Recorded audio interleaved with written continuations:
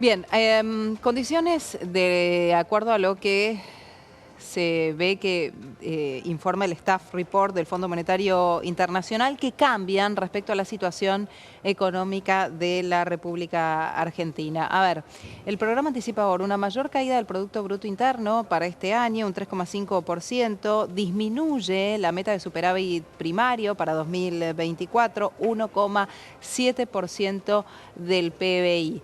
El Staff Report del fondo que por un lado habla bien de la Argentina, pero por el otro da números tal vez un poco más sensibles o que llaman la atención, más que los que entiende el gobierno argentino, ¿no?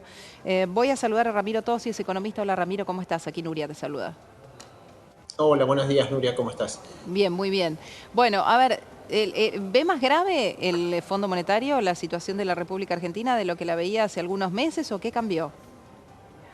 Bueno, te diría que el fondo tomó, si querés, nota de la evolución de los últimos indicadores macro desde la revisión anterior, que fue a principios de año, en febrero del 2024, y bueno, y lo que observa es que los indicadores de la economía real, digamos, son consistentes con una caída del PBI bastante más pronunciada de lo que se había incorporado en lo que se llama el escenario macroeconómico del último Staff Report, y como decías vos en la introducción, ahora está digamos, visualizando una caída del PBI del 3,5%, que te diría sigue estando, si querés, dentro del rango, podríamos decir, más optimista dentro de lo que son, digamos, el rango que tienen las consultoras privadas, porque si vos mirás, por ejemplo, el REM, ¿no?, que es el relevamiento local que hace acá el Banco Central, la mayoría de los análisis está viendo una contracción del 4% del PBI, o sea que ese número, si bien empeoró, sigue siendo, digamos, más positivo de los números que ve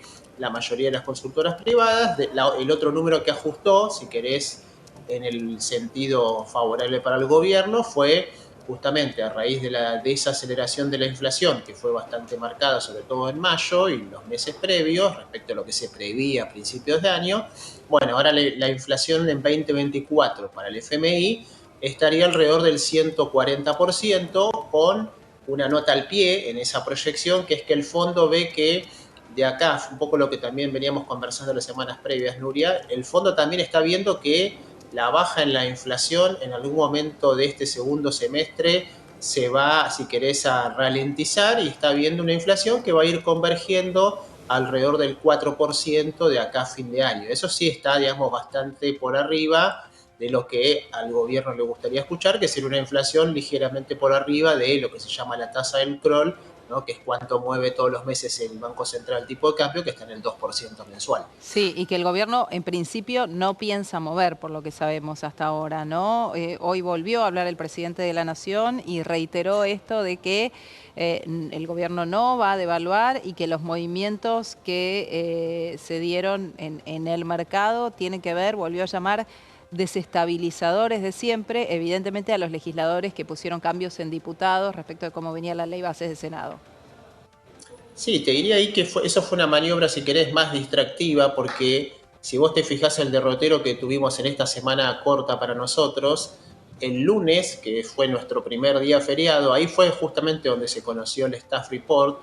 Ahí te diría buena parte de los analistas estuvieron haciendo una lectura parcial. Cuando tuvieron un poquito más de tiempo a leer, digamos, los 114 páginas de ese documento, aparece una cosa que el gobierno después, vía el ministro de Economía, de alguna manera trató de salir a desmentir el fin de semana, el sábado, con una serie de hilos de X, donde lo que el propio gobierno firmó en ese Staff Report es lo que se llama, Nuria, en lenguaje del fondo, compromisos estructurales. ¿Qué quiere decir? Más allá de las metas cuantitativas que tiene el programa, que son cuánto acumulas de reserva, cuál es el nivel de déficit y de me estoy olvidando la tercera pata, hay de no financiamiento monetario del Tesoro, también el gobierno asume, si querés, algunos compromisos de reformas estructurales en el marco del programa. Y ahí lo que el gobierno claramente dijo, y después se desdijo, es que para fines de ahora, fines de junio, esta combinación favorable para los exportadores, el famoso dólar blend, iba a ser removida, ¿no? Después el gobierno dice, no, lo que pasa es que eso nos quedó de la revisión anterior.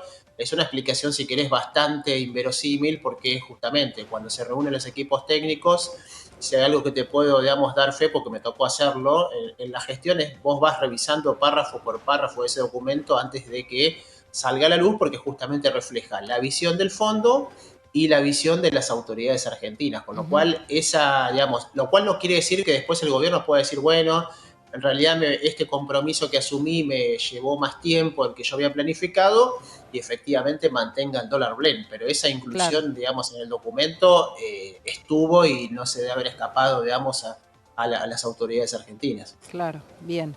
Ramiro, gracias por este contacto, como siempre. No, por favor, Nubia, que Te tengas buena mando semana. un Hasta luego. saludo grande, igualmente vos. Hacemos una pequeña pausa en Canal E. Recuerden que esta semana obviamente va a ser noticia como salga la ley. Finalmente si sale, el gobierno tiene toda la expectativa puesta en que la ley bases y el paquete fiscal salga el próximo jueves, que mañana el Congreso de la Nación salga un dictamen para ser tratado en el recinto finalmente el día jueves. Y en ese caso el gobierno tendrá su primera ley en mano. Hacemos una breve pausa, ya venimos, quédense en la pantalla del canal con más información.